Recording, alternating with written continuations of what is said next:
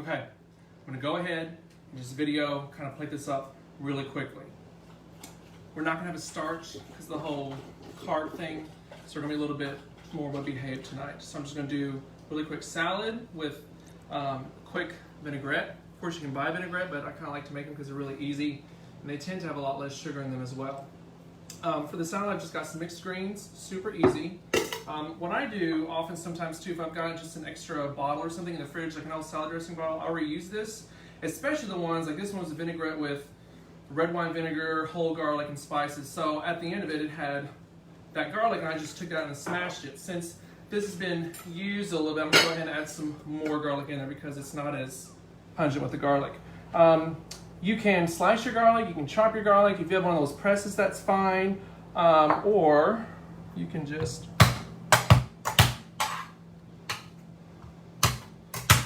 usually different ways that you prep garlic, it's going to give you a different amount of flavor to it. So if you like really garlicky stuff, smashing it like this or crushing it really brings out those oils. And this salt, Jenny, can you bring this closely? This salt is not really your typical sea salt. You probably heard this called Malden sea salt. And it, can you get it kind of close? If you look at it closely, there's big chunks on there. This salt is so good, especially if you're doing like lemon bars or some kind of dessert, like maybe a brownie with caramel. You want to make it sweet and salty. You put this on the top, and you can still feel the crunch and the texture in it. Since I've got this out, I'm gonna go ahead and use this for this. But for this, I would just typically do either table salt or kosher salt.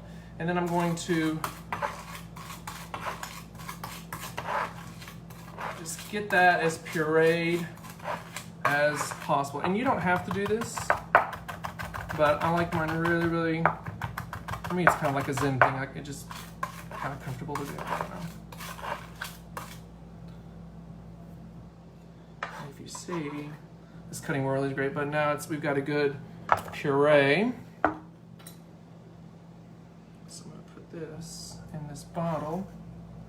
And in this bottle, all I add, besides this, maybe a little bit of salt and pepper, I fill about equal parts of Dijon mustard and red wine vinegar. Okay, I'm going to close this, give it a quick little shake, help emulsify it.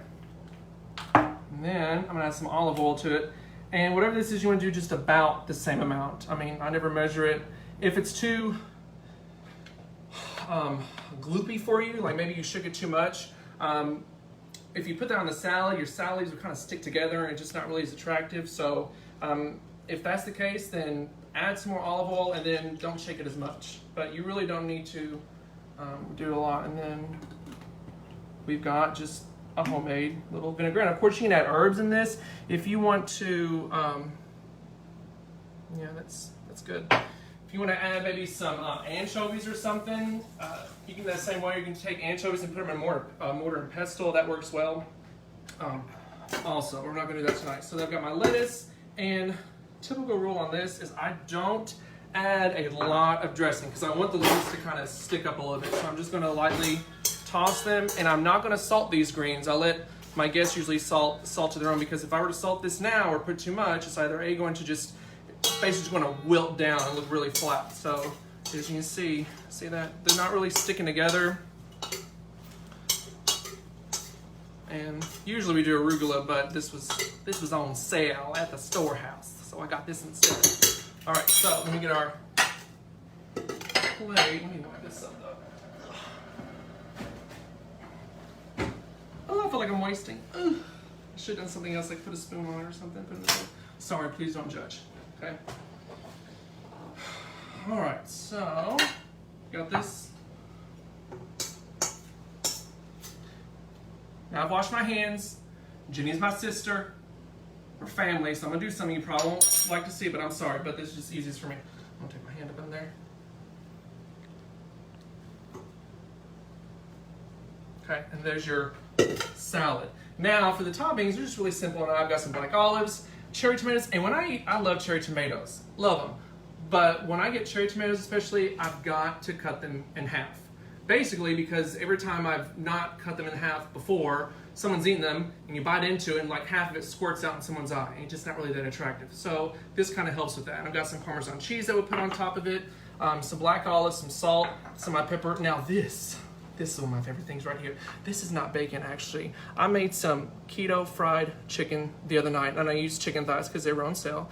And I took the chicken thighs off, you know, and just, I took the skin from the chicken thighs and put them on an elevated rack. I did not put them on any paper towels and like that. Main reason for that is if you do that, it's gonna get soggy. So you want the air to penetrate, you know, all the way through. And it crisps up. And then I usually keep these and I chop them up and I use it as topping on my salads. So that's just something extra to do if you know, if a lot of people in your family don't like the skin or something. If you want to save it for something else, I always try to make sure I get a good amount of chicken thighs to use them for that purpose. And then I'm going to get my, so here's our fish, okay? And you know, people would just do their own thing. We've got the little paper there. Looks cute as a bee. Okay.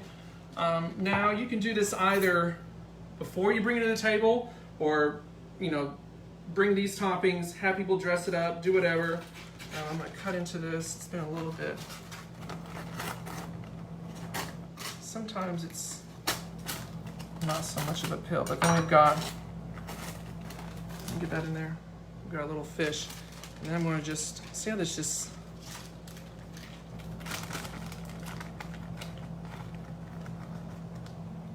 Kind of slides out there. This kind of looks like a small piece of fish in a large salad, but Jenny doesn't eat a lot. She eats like a bird, and she loves her greens, and this will be plenty for her. And then you can just kind of top your stuff off as you please, as you choose. We've got some tomatoes, black olives. Oh, I love these things, man. Ooh, so good. Got my pepper here that I ground a little bit. This is embarrassing. See, it's because I got all on my hands.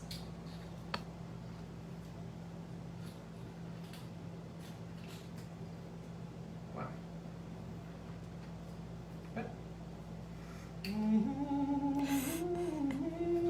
I'll just wait for that. I'll get the bottle out, okay? All right, and then we've got some Parmesan cheese that I'll just put on top. Now that parsley, of course, it's not that green now because it's been cooking in that oven. So I'm gonna just do a little dash. Typically, they say when you're doing garnishing, or especially salt, you want to aim high so it kind of falls more over, and works better with salt, of course, than these things because it's just they're so light. But whatever. All right, and then I got some salt, a little bit extra salt on top, and then. Ooh, just kind of overly decorate a little bit. Maybe I give it a little bit of oil. So there you are. Have a good one, y'all. Bye.